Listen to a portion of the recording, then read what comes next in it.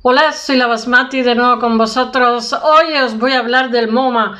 Me resulta curiosísimo porque he estado leyendo diferentes noticias de periódicos del país y de otros periódicos también, y porque sale reflejado en montones de periódicos, pero vamos, mi fuente inicial es El País, 2 artículos del País, y los dos hablan del MoMA. Después está viendo otro artículo más de arquitectura y diseño, me ha parecido interesantísimo, que habla también del MoMA. Todos hablan del MoMA, visto lo cual, pues hoy hablaremos del MoMA. Mirad, las noticias son diferentes. O sea, una que el próximo 21 de octubre abren los 4.000, la ampliación de 4.000 metros cuadrados en el nuevo MoMA. Ellos hacen una reforma, tienen lo más granado haciendo reformas, pero es que en el momento que acaban esa reforma ya están empezando a pensar en la siguiente reforma. O sea, para ser competitivos siempre, como dice Amancio Ortega, hoy tiene que ser mañana, y está claro que ellos lo han hecho. Pero es que aparte de eso, de la reforma que os voy a hablar, de la remodelación del ¿cómo se dice?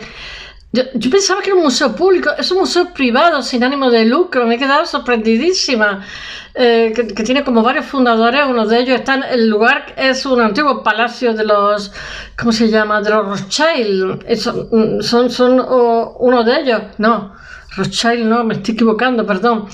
¿Cómo se llama? Rockefeller. Rothschild son europeos. Y bueno, hay una rama francesa, una rama inglesa y tal, los Rockefeller. Y son también judíos. En fin. Bueno, pues que además de eso han decidido ellos, este museo se hizo con donaciones, muchísimas donaciones, proviene del año 29, se hizo con muchísimas donaciones, y bueno, pues de una de esas donaciones, de la cual su hijo es vicepresidente, es que no sé cómo se llama ahora lo contaré, pues han decidido que después del COVID, pues este museo, que va siempre por delante en cuestiones de innovación, pues necesitan innovar. Me refiero, necesitan comprar, invertir en obras no fungibles, NFT, que son, ya sabéis que es lo último, lo que más de moda está ahora mismo en arte. Es muy interesante también esa propuesta, pero por otro lado, cuando estuvo cerrado el museo, pues se dieron cuenta que el concepto de digitalización no lo tenían. Me refiero, la mayoría de museos estuvieron cerrados, pero se hicieron visitas guiadas digitalmente, sobre todo en museos de Centro Europa y tal. Se hicieron también como conferencias, se hicieron muchísimas cosas. Entonces, en ese momento, como fue algo improvisado, el MoMA se dio cuenta, digamos, de sus carencias a esos niveles, ¿no? Y entonces van a coger parte de una donación que tienen de un multimillonario que era un coleccionista, que fue presidente del patronato, después presidente emérito, y la van a parte un tercio, que además cuenta con el permiso de su hijo, y además en el contrato que se hizo dijo que era para el MoMA, pero que si en un momento dado había que venderla para que el MoMA fuera hacia adelante, pues un tercio va a ser vendida. Entonces van a ser vendidas obras de Bacon, de Picasso, yo que sé, de Matisse, de Gauguin, de montones. Y bueno, solamente deciros que el MoMA tiene La Señorita de Aviñón, y una de las cosas que ha hecho con esta reforma ha sido, que a mí me parece muy interesante, romper esa linealidad que hay en la historia del arte, que yo cuando estudié arte hace 22 años me parecía ya obsoleta y tonta en mucha gente de historia del arte, perdonadme, pero todavía sigue con ese esquema en su cabeza, con los sismos, ¿no? Y entonces, una de las cosas que ha hecho el museo, porque el arte va mutando, la forma de entender el arte, la forma de interpretar el arte, etcétera, va mutando con los tiempos, y entonces las demandas sociales que hay son otras, es menos lineal. Y entonces, por ejemplo, ellos tienen unas bodegas con 200.000 obras, y lo que van a hacer va a ser aflorar obras de gente menos conocida, pero con obras muy interesantes, y las van a poner al lado, digamos, de los grandes monstruos, como por ejemplo La Señorita de Aviñón, que está también cerca de otras obras de Picasso, que siempre se ha criticado mucho, porque decía que La Señorita de Aviñón, que era una prostituta del barrio gótico de Barcelona, estaban en una sala que parecía un quirófano. que estaba totalmente fuera de contexto, ¿no? Pero, por ejemplo, en este momento, ahora lo contaré, está con una obra de un autor de color que son como un cuerpo ensangrentado, y entonces lo que está hablando esa obra es, digamos, de los disturbios que hubo en Estados Unidos tan tremendos, cuando en Los Ángeles, todo lo que pasó, ¿no? Entonces el reflejo fue esa obra que hizo, y esa obra está ahora mismo estableciendo un diálogo con la señorita de Aviñón, aunque, digamos, se separen miles de kilómetros que la hizo en el momento que se hizo, porque la señorita de Aviñón realmente se cargan la perspectiva caballera, o sea, los puntos de fuga, los multiplica, etcétera, ¿no? Pero es para que cuando visitas un museo no solamente tengas percepción de los grandes popes del museo, sino también tengas una idea de que hay muchos artistas que son muy interesantes y no necesariamente son muy conocidos. Entonces, pues al espectador hay que enseñarlo a mirar siempre. Y de eso se trata. Entonces lo que van a hacer es, en primer lugar, romper estos temblores que veis son mis gatos, romper con la división que hay de disciplina, de pintura, escultura, instalación, etcétera. Eso por un lado. Y por otro lado, ¿será posible? Mis gatos le están pegando empujones. Van a romper también con esa división que hay dentro del museo de Picasso, sala Picasso, tal. O sea, los grandes autores van a convivir, van a establecer un diálogo, y además me parece muy interesante porque una de las cosas que yo vi tremenda en el museo, pero bueno, no paran de pegarle meneones a esto, una de las cosas que vi muy interesante es que, por ejemplo, cuando han hecho los museos, en mi tierra hay un museo de arqueología que tuvo un premio europeo, que lo están manteniendo fatal, cosa que se estropea, cosa que se queda ahí estropeada. Y una de las cosas que no me gustan es que también tienen en las bodegas, no sé si 20.000 objetos de arqueología. Entonces, nadie puede ver esos objetos porque resulta que el arquitecto que lo diseñó lo dejó como prisionero, y entonces no puedes ver, si has visto el museo ya no ves nada más, porque pues muy bien, se hizo unas cositas para que fueran didácticos, otras cosas para enseñar y tal, pero ya ahí se quedó. Entonces para enseñar lo que tienen las bodegas, que es muy interesante, pues tendrías que hacer otro museo, porque ahí no se puede, o sea, lo has dejado como atrapado. El arquitecto que lo ha hecho, pues muy bonito, sí, pero lo has dejado, pues eso, atado de pie y mano, porque no se puede ver otra cosa, ni puedes contemplar otra cosa que sería interesantísima y que está más vinculado con el mundo de la arqueología, de alguna forma, que el museo que hay en la actualidad, que como proyecto es maravilloso, pero ya está. O sea, un proyecto que está esclerotizado de alguna forma, ¿no?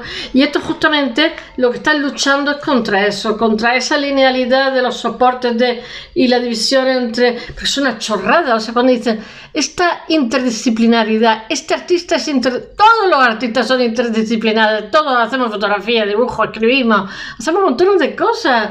Qué tontería, por favor, y todo es así, porque además es bueno porque cuando aprendes estás haciendo un rodaje, y de alguna forma la manera de contemplar el museo, y este museo va muy por delante, es que contemplemos salas donde haya de todo, o sea, instalaciones, cuadros clásicos, cuadros actuales, todo tiene que convivir con todo, o sea, es que hay otra forma, y tener en cuenta que este museo de alguna forma genera un patrón con respecto al resto de museos. Bueno, y diciendo estas palabras, y a veces lo cuento, solamente deciros eso, que ahora el 21 de octubre se inaugura 4.000 metros cuadrados más de museo, más de MoMA, con una escalera que no toca la pared, bueno, una escalera que es muy escultórica, muy bonita, ahí se ven mucho los arquitectos, porque es muy artística, muy limpia, muy de cristal, muy preciosa, con una tienda espectacular. Yo lo primero que voy a ver en los museos cuando voy a la tienda y al restaurante.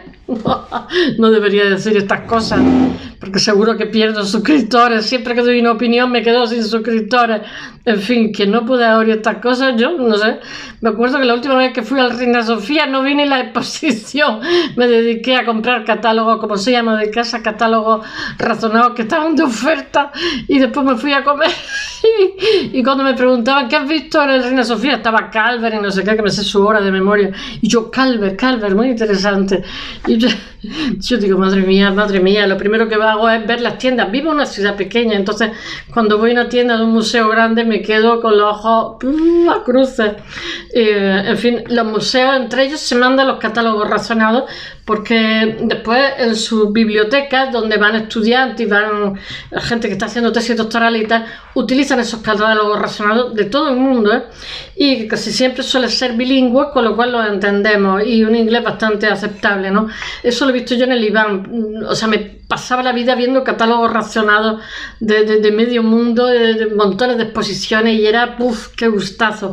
Lo que pasa es que se me quedaba la visa temblando cuando llegaba a mi casa de todos los catálogos, y después iba tirando por Madrid de catálogos que pesaban como borricos, y después no me quedaba ni en la librería, porque pesan como demonios, son grandísimos. Pero el placer de ver un papel maravilloso, un margen increíble, un papel que debe ser contaminante como él solo, unas reflexiones interesantes. Al final, ¿sabéis lo que pasa? Acabo regalándolo, porque yo me canso también de las cosas, pero bueno, haberlo tenido unos cuantos años es un placer. Bueno, sigamos con el MoMA. Os voy a hablar un poquito, resumiendo, voy a hablar un poquito de lo que ha sido la reforma del MoMA, los 4.000 metros cuadrados. Van a hablar el director, va a hablar, ya he hecho el blog, y todo esto lo pongo con fotografía y también con vídeo.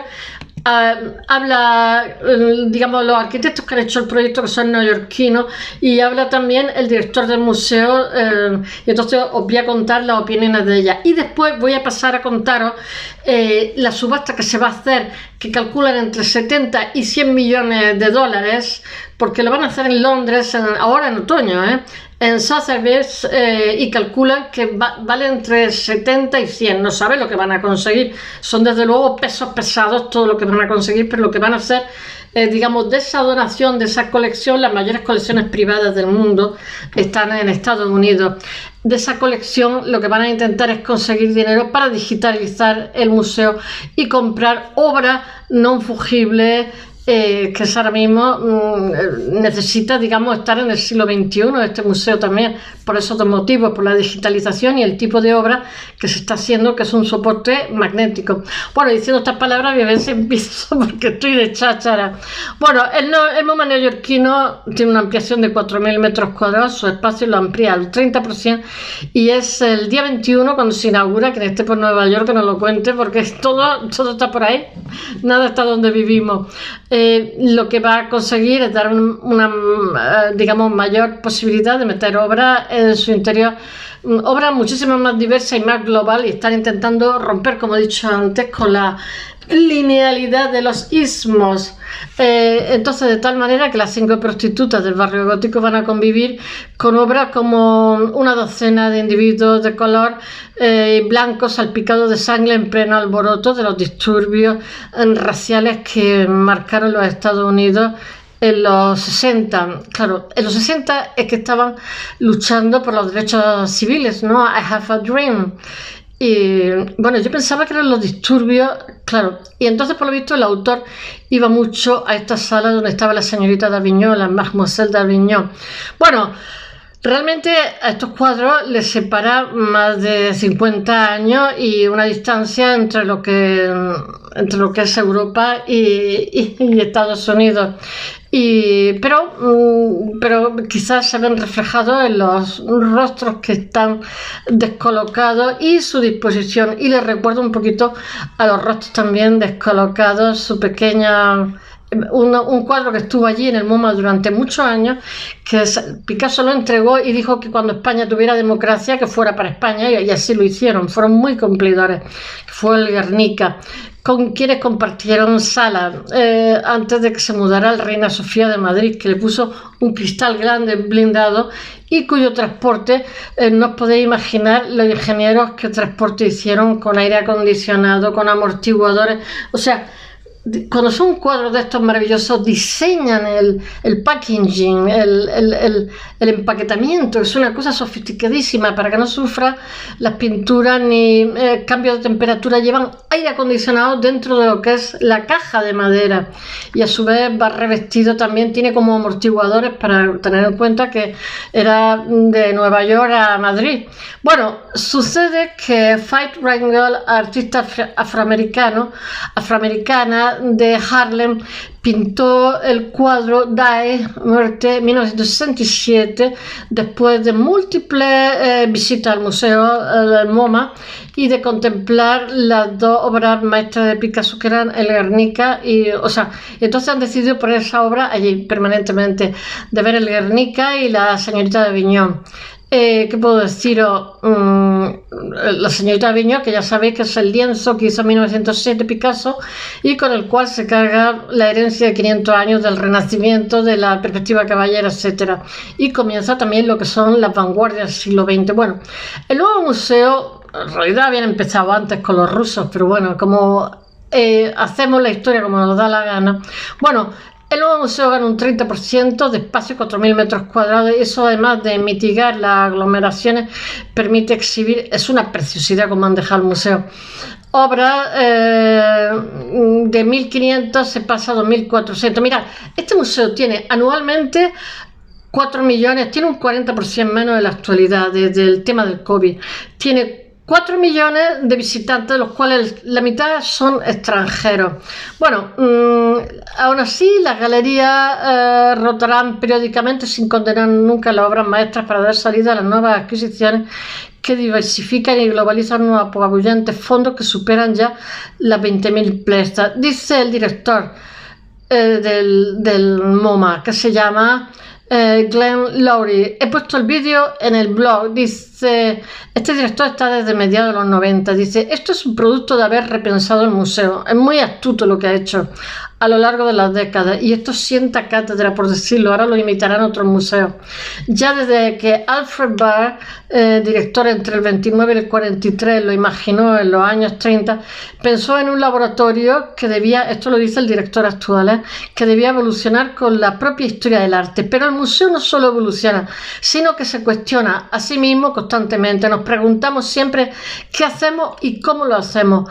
A poco de llegar, comprendí, lleva como 30 años este hombre, que la idea de contar la historia del arte como si se supiera al final debía ser reconsiderada. Muy bien, por favor, la historia del arte es que es para pegarse un tiro. Los artistas son como un pensamiento plano. Dice, es un debate constante y está bien no tener respuestas, porque lo importante son las preguntas. Estoy totalmente de acuerdo. Bueno, quienes frecuentan los museos llevan tiempo acostumbrados a los saltos temporales y geográficos, y hace años que dejaron de contar la historia del arte moderno como una secuencia totalmente lineal y de obras que terminaban en ismos. La disposición cronológica ahora mismo no se ha eliminado del todo. Bueno, el MoMA no se puede ver en un solo día, también os lo digo. Tiene unos planos de lo que son las salas que abruman, o sea, son gigantescos. Pensar que lo han extendido 4.000 metros cuadrados, nada más que para 4.000 metros cuadrados son muchísimos, más lo que tenga de anterior. Bueno, pero abundan como los sobresaltos, los quiebros sutiles. En la segunda planta acoge piezas de los años 70, agrupaciones temáticas que son osadas, construyendo ciudadanos, imágenes públicas, espacio interior y exterior. El desafío es adaptar el siglo XXI a las demandas sociales actuales, y esta institución marca el canon del arte del siglo XX, y esta renovación aporta algunas claves. Es más diversa, más global, más flexible, más grande. Yo estuve hablando del arquitecto que hizo precisamente este proyecto, y hablé de este proyecto y del arquitecto que hizo este proyecto, que era un japonés muy interesante. Pero este japonés, que me parece que lo hizo en 2005, ahora le ha sustituido el proyecto unos neoyorquinos. Casi al tiempo que se inaugura su última gran exposición, la del arquitecto Yoshio Taniguchi, en 2004, el MoMA empezó a proyectar la siguiente reforma. El mercado del arte se volvía loco, las galerías adoptaban las dimensiones de los museos y se transformaban en mapa del arte contemporáneo neoyorquino. El museo alcanza enseguida, las galerías más que galerías son las salas, es una mala traducción. El museo alcanza enseguida los 2 millones de visitantes anuales, el doble que en los años 70, y llega a los 3 millones en 2010. Yo me atraganto y todo. Hubo quejas de masificación porque el proyecto Taniguchi dicen que estaba como muy aglomeradas las cosas. Bueno, pero siempre se dice eso de los proyectos anteriores para decir que el proyecto actual es mejor, pero a mí el proyecto Taniguchi me pareció súper interesante porque sacó la escultura al aire libre, en fin, la liberó de muchas cosas. Ahora se ha vuelto a redistribuir, a reinventar el MoMA, así lo he titulado, la reinvención del MoMA. Y dentro del museo, esos primeros años del siglo coincidieron con un relevo generacional en el equipo de los que trabajan allí, los jefes de departamento. Los nuevos responsables buscaban ampliar el foco, trascender el centro de gravedad europeo y estadounidense y contar una historia más global, me parece súper interesante esa visión, más desconocida y más plural, dice el director. Son profesionales para lo que la interdisciplinariedad es lo natural. Arquitectónicamente, no, estos son el grupo de arquitectos. La expansión del MoMA ha sido constante desde que en 1939 abriera sus puertas. 39, yo creo que eran del 29. No, yo creo que se creó en el 29, abrió sus puertas en el 39. En esta dirección, o sea, 11 West 53 Street, es en el Midtown, en lo que entonces era antiguo palacio, donde nació el propio David Rockefeller, hijo de Abby Aldrich Rockefeller, cofundadora del museo. Su expansión in situ cuenta una historia de la fiebre inmobiliaria de Manhattan. El MoMA ha unido propiedades, levantando rascacielos y derribando edificios en un desfile de arquitectos que van desde Philip Johnson, maravilloso en los años 50 y 60, Cesar Pelli en los 80 y Yoshio Tanuki en 2004, después Jean Nouvel en 2018 y ahora Dile Scofidio Renfro, que son responsables en esta misma ciudad de la remodelación del Lincoln Center y son contribuidores a celebrar el paseo elevado de la High Line en colaboración con la firma Gassler. Ahora explica el arquitecto, lo tengo que leer. Liz Dyler. Vivimos en Nueva York, somos los que venimos a ver. Esto también se está vendiendo como que como son de Nueva York que le toman mejor el pulso a la ciudad a la hora de hacer el proyecto. Oye, tu proyecto está bien, pero los que han venido antes hicieron unos proyectos espectaculares. Dices, vivimos en Nueva York, somos los que venimos a ver las exposiciones, conocemos la extraña lógica de estos edificios y tan extraña. Por eso ha sido un proyecto espectacular, tan personal para nosotros. Queríamos que la conexión al Midtown de Manhattan fuera vibrante y explícita, eliminar esa interfaz de autoridad entre la institución y la ciudad. El nuevo MoMA realmente es muchísimo más abierto, también es más transparente gracias al hallazgo gracias a una escalera que han puesto en el proyecto que atraviesa como un nervio las plantas sin tocar las paredes ante una fachada de cristal que da una pequeña plaza y al fondo los rascacielos, dice Dyler, la arquitecta. Un bonito punto para detenerse y descansar en medio del recorrido. El museo ya es inabarcable en una sola visita. Habrá un circuito fácil para los visitantes que quieran ver solo las grandes obras maestras. El MoMA subasta. Bueno, ahora os voy a contar la subasta de obras del MoMA para digitalizarlo y comprar obras no fungibles. Y entonces lo que va a ser subastar una obra que valen entre 70 y 100 millones, pero hasta que no se subaste no sabes realmente qué va a ser ahora también. La institución que se deshace de joyas de la corona ahí, Picasso, Renoir, Bacon, en fin, la colección del fundador de la CBS, que plantea aumentar su colección de NFT.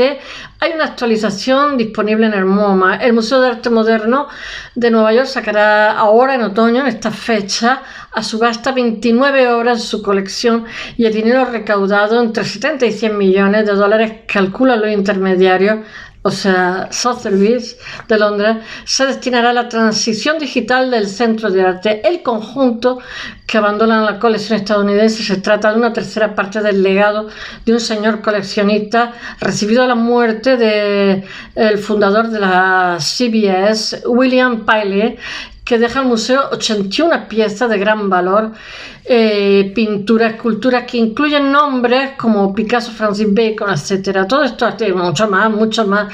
Estos dos artistas aportan las piezas de mayor relieve de la operación, de la venta, de la puja. Ya os contaré cuando sea la puja a ver lo que han sacado.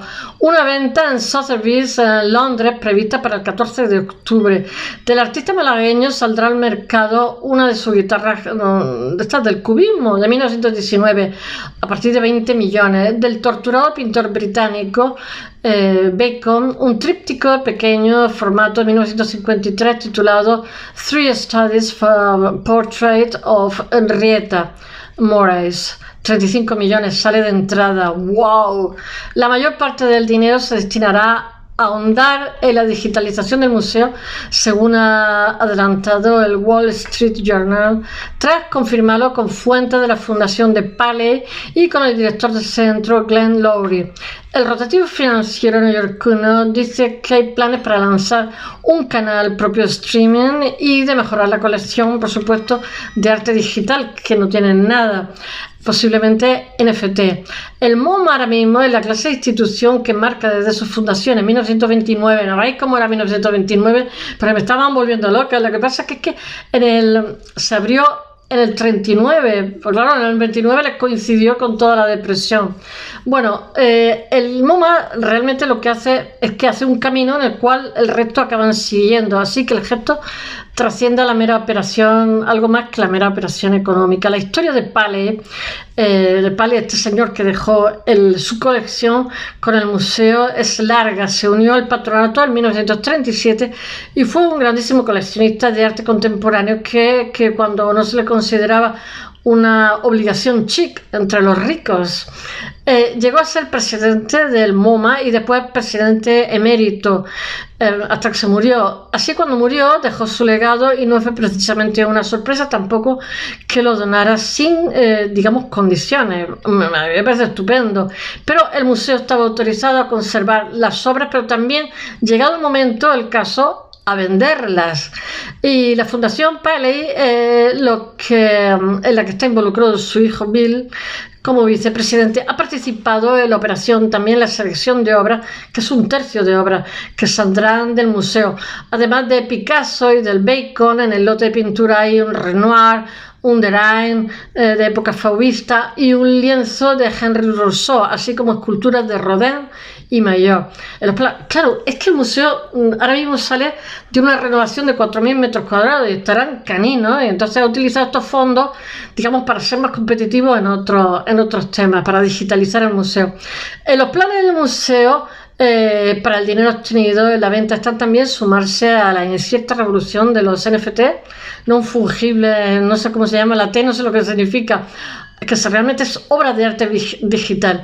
La pandemia, lo que pasa es que alteró totalmente el sistema de los museos, y tal y como lo conocemos la mayoría, y más allá del parón que lo obligó. Y tras la reapertura de sus puertas, realmente el MoMA optó por ir, que va piano va lontano, el que va despacio va lejos, como las instituciones estadounidenses, realmente como un regreso a la normalidad con cierta precaución. Bueno, y los niveles de público realmente eran bajos cuando se volvió a abrir, y con respecto a los que habían tenido con anterioridad, antes del coronavirus.